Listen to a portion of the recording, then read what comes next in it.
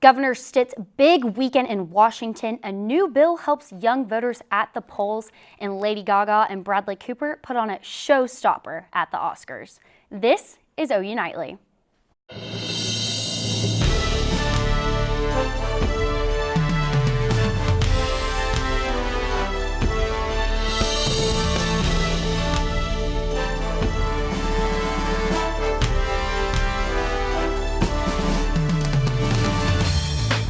Thanks for joining us for OU Nightly. I'm Baylee Bates. And I'm James Myers. We begin tonight with Governor Stitt on the national stage. The new governor spent the weekend in Washington, D.C. OU Nightly's Sydney Forsee caught up with him at the winter meeting of the National Governors Association.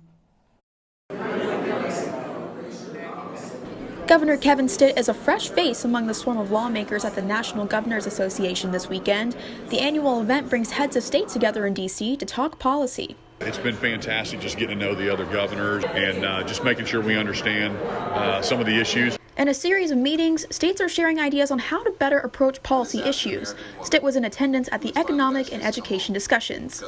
So I got some other ideas, and from talking to other governors, we got some policy ideas that have been passed in other states that are moving the needle. And as you know, Oklahoma is #1 in incarceration, and we want to move the needle on that.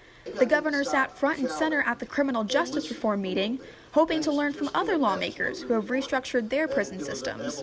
We just realized that those are some issues that really, they don't divide us, they actually bring us together. We're all focused on, as governors, whether it's red states or blue states, on criminal justice and making sure that we reduce recidivism rates, we help with diversion programs. And so there's a lot of things, as you know, that we're working on in Oklahoma. The governor hopes to push the state towards top 10 in growth, now with new ideas in mind. Reporting from Washington, Sydney Forsee, Gaylord News. And this afternoon, faith leaders were outside of Stitt's office at the Oklahoma City Capitol in hopes to urge the governor to rethink his support for the constitutional carry bill. House Bill 2597 would allow Oklahomans who are 21 and older to carry a firearm without a permit. A bill passed in the Oklahoma Senate could increase voter turnout among young people. Senate Bill 496 was unanimously approved. It would allow people to register to vote when they turn 17 and a half. That way, they will already be registered on the day they turn 18. The newly registered voters could not cast a ballot until their 18th birthday, though the hope is that this will lead to a better showing of younger voters. I think the bill is a great idea because right now in Oklahoma and pretty much in the entire country, getting the youth vote out is pretty difficult. We allow them to register earlier and make it easier for them to vote on an election that may happen like right when they turn 18. It would probably increase turnout. The measure now heads to the House and, if passed, then to Governor Stitt's desk for a signature. And last week we had a snow day here on campus, and today the sun is out and there is not a cloud in sight. Here to talk about Oklahoma's wacky weather is Taylor Cox. Taylor, what's next for us? Yeah, guys, it has been kind of crazy here lately, and you'll continue to see that craziness Oklahoma weather throughout the next week as well. Here are the lows tonight. We're in the 40s across the state, 42 in Norman, but look at this cold 23 up in Guymond. We'll be seeing some of that cold weather later in the week, as well as rain chances. Here are rain chances about midweek. I'll be talking about who will see the midweek rain chances, when the cold air is coming, and when the clouds return when we come back, James. Thanks, Taylor. And good news for people parking around Campus Corner. The city of Norman opened a new parking lot today to provide some much needed relief to the area. OU Nightly's Storme Jones is live near Campus Corner with more details. Storme? The 61 spot lot right behind Valare and across from Othello's is pay by the hour Monday through Saturday, 8 a.m. through 9 p.m. and features a state-of-the-art payment system that allows you to keep those coins in your pocket and pay on your phone. Now, if you do come to one of two parking meters, you can use credit cards, coins, or cash. Now, this parking lot was construction began after a 2018 survey found dire need for parking in this area. Reporting from Campus Corner, I'm Storme Jones. Thank you, Storme. A proposed update to Norman's animal ordinance is causing a bit of a cat fight. The city of Norman is considering prohibiting outdoor cats due to the concerns raised over them destroying property and harming other animals. Councilmember Kate Bierman, the liaison to the Norman Animal Welfare Oversight Committee, says the concern for the proposed changes lies with cat owners not understanding the ordinance. The new ordinance would require cats to be harnessed when off personal property and would give those being impacted by large cats the option to call animal control.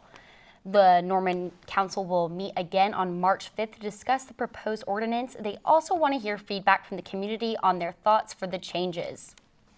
And President Trump left today for Vietnam. Marisa Nuzzo is in the News Center with the latest on his plans for the summit. Marisa? Thanks, James. President Trump has left for Vietnam for his second summit with the North Korean leader Kim Jong-un. The two will sit down for talks on Wednesday. Kim Jong-un will be accompanied by a large team of experts in an effort to reach the best possible deal with President Trump. In only 2 days, both will have to come to an agreement on many things, but all eyes and ears will be waiting to see if North Korea will agree to denuclearize and what the following process will look like. And over the weekend, violence erupted at the Venezuela-Colombia border in regards to the humanitarian crisis. President Nicolas Maduro is actively blocking aid from dozens of countries. Maduro's supporters fired tear gas at people trying to deliver aid and causing riots to break out. 4 people died and hundreds were injured. Riot police continue to barricade the border, preventing any progress in this humanitarian crisis. And the Pope called for an all-out battle against abuse during his 3-day conference. Pope Francis hosted a conference to address the ongoing problem of child sexual abuse in the Catholic Church. The Pope met with key bishops to discuss the problem and establish some effective solutions. The Vatican says it will publish a guidebook for the bishops on their duties regarding any instance of abuse. And James, 2 bodies have just been recovered from an Amazon cargo plane that crashed in waters near Houston on Friday. The search continues for the 3rd passenger. Thank you, Marisa. And has rent been a struggle to pay each month for you? A possible new income law could change that. Plus, not too long ago, flip phones were the biggest trend in the phone industry, and soon that trend could be coming back in an expensive way. Stay tuned.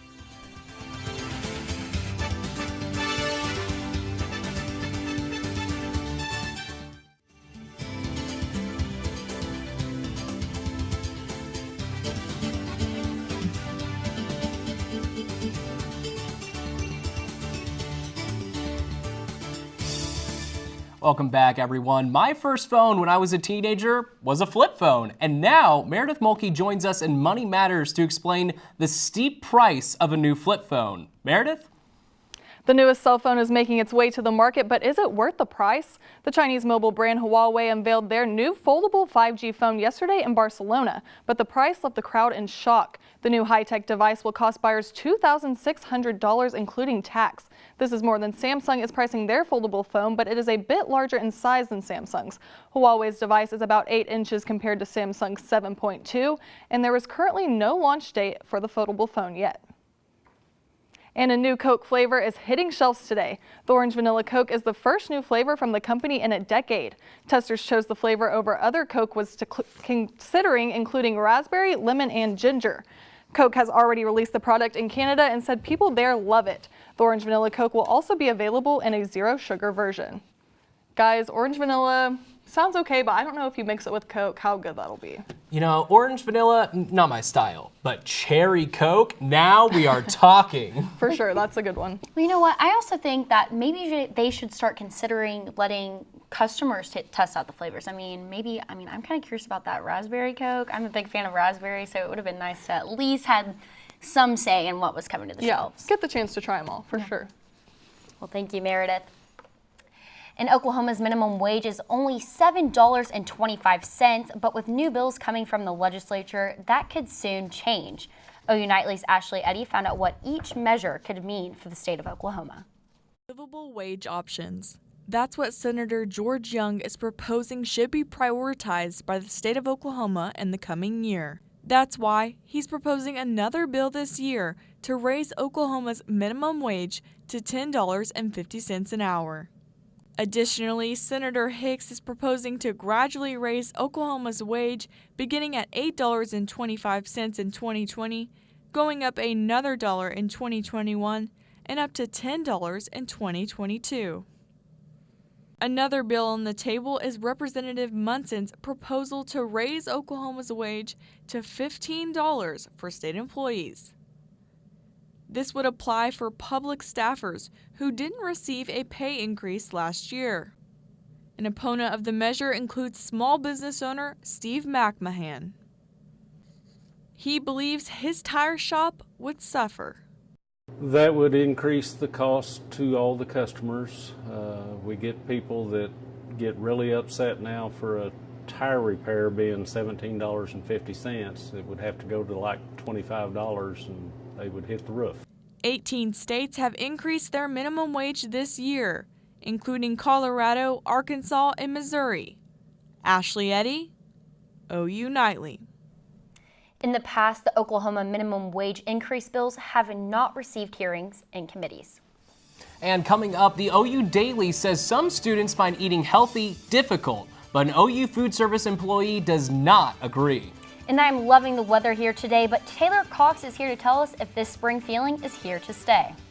Yeah, I'll let you know when and where we will see rain and below freezing temps this week.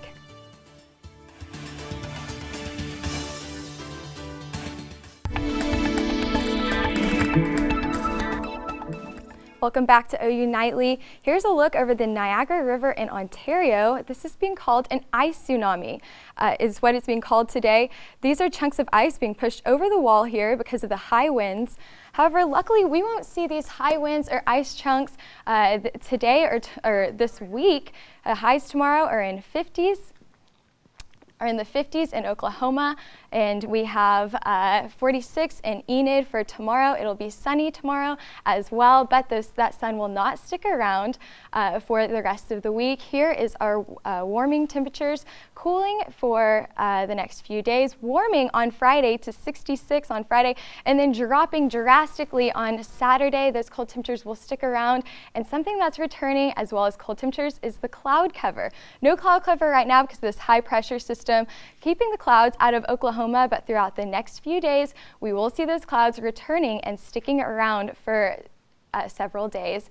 Here is a look on Tuesday, cloud cover sticking around for the next few days, which means if you're going out to the baseball game on Tuesday, here's a look at the temperature. We have clouds, temperatures in the low 50s, southerly winds, so keeping us a little bit warmer, but later towards the end of the night on Tuesday, we're looking at some rain, just some pop-up showers in our forecast, and look at that pink up there in the northern part of Oklahoma. That means a little bit of ice as well. So that's Tuesday night, early Wednesday morning. That should be moving out of our area by about Wednesday afternoon, Wednesday night. So Tuesday and Wednesday, dropping temperatures, clouds are returning, and a few chances of rain. However, on Thursday and Friday, we'll be warming up a little bit and then cooling down into Saturday. So we won't be seeing any ice for the next few days like they will in the northern part of Oklahoma, but we will be seeing some rain.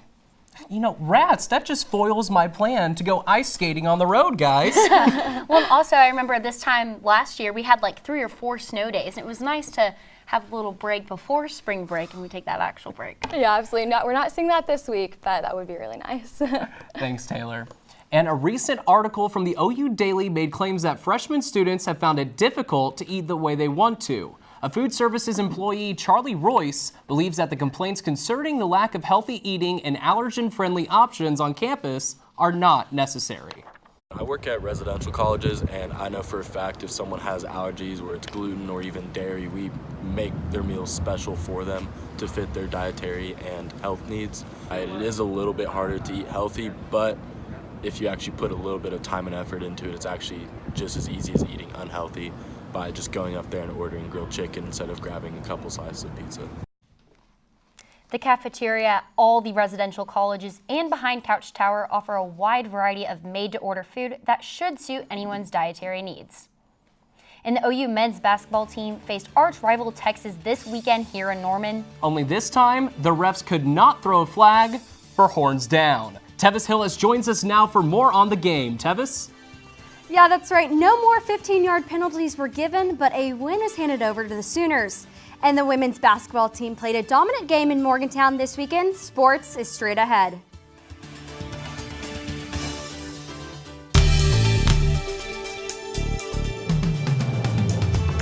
The Longhorns tied to make a game-winning three-pointer, but OU's Jamal Bienemy saved the day by blocking the shot, stealing the win, 69-67. This gives the team a boost going into the NCAA tournament. But there's no time to slack off. They need to keep winning, and they could do that tonight as they face Iowa State Cyclones. They have the chance of revenge after their at-home loss, 75-74. The women's team celebrated an away win as they crushed the Volunteers 80-69. There was one player in particular that showed star power. Anna Lanusa provided a game high of 26 points, 3 assists, and 2 steals. Taylor Robertson also helped out with 18 points of her own. The team will play the Bedlam game tonight at home with revenge in sight. Collin Kennedy and Sam Brown caught up with former Sooner Buddy Hield after he lit the Thunder Court on fire. Buddy Buckets returns to the Sooner State, and all he does is dominate, finishing 3 points shy of his career high. Sam Brown, what a performance. 34 points on the night, 3 for 5 from 3. The dude was phenomenal, really showed off his entire arsenal tonight, and the Kings pull away late here in Oklahoma City, but he was the star tonight. Had 5 rebounds, 4 assists. The guy was on fire, but once he cooled off, this is what he had to say following the game. No, I mean, it was big, man, especially the way Russ and PG playing. You know, they're playing great. You know, it's a great team, great defensive team, and we just came out to be resilient. We made shots, we guarded. You know, PG got a good look at the end, and thank God it didn't went down. But it was a great team, and Oklahoma holds a special place in my heart, man. Like I said, I love being here. You know, it wasn't for guys like Coach Kruger and Coach Kurtz gave me the opportunity to fulfill my dreams. You know, a little kid from the Bahamas, man. I can't be more blessed to be here, and you know, the fans love me, and I love here. You know what I mean? So this is always home for me. All right, Sam, this game was impressive, but it was just a small sample size of what this guy has done this year. Yeah. What a player he's become in the NBA. Yeah, tonight really shows you how far he's come since his time here at Oklahoma. Yeah. Because, like I said, he only shot 3 for 5 from 3, yet he still dropped 34. He was working in the mid-range. He was working in the post. Really shows how much he's improved his shot. And, man, he's become one of the best young players in the league, and he's a star on the rise. His development has been so impressive. May I say most improved player of the year candidate? I'd put my ballot there, no doubt. I think he's deserving, ladies and gentlemen. Going to be a whole lot of fun keeping up with Mr. Buddy Hield as his NBA career continues along. Absolutely. But for right now, that's all we have. I'm Collin Kennedy. He's Sam Brown. Make sure you keep it with OU Nightly all year long for Buddy Hield's career action. Lauren Linville joins us with a preview of who's flipping onto the sports pad set tonight. Lauren? Yeah, Tevis, get excited. Tonight we have special guests Carrie Thomas and Anastasia Webb from the #1 women's gymnastics squad. We'll talk about the weekend basketball, softball, and baseball had. Plus, Sam Brown and I will debate who we think is the outstanding Sooner freshman. Don't miss Sooner Sports Pad tonight at 7:30 on Fox Sports Oklahoma and Fox College Sports Central. Back to you. The Bryce Harper sweepstakes may finally be nearing a conclusion. This morning, a Brinks money truck was in front of the Dodger Stadium sparking rumors. Could this mean they are handing the millions over to sign Harper? He is wanting a long-term deal, so we'll have to wait a little longer to see what the Dodgers are willing to give. Now, guys, the Dodgers aren't the only ones that were in the West Coast this weekend. The baseball and softball teams were there. Baseball won 2 of the 3 games, lost their first game of the season, and softball also lost a game, but then they run-ruled the other 2, so we're back on track. Well, wow, that's a lot of baseball and a lot of softball. A lot going on. Absolutely. Thank you, Tevis. Now, straight ahead on OU Nightly, we will look into the best of the 2019 Oscars. And how a steamy Oscar performance left viewers electrified.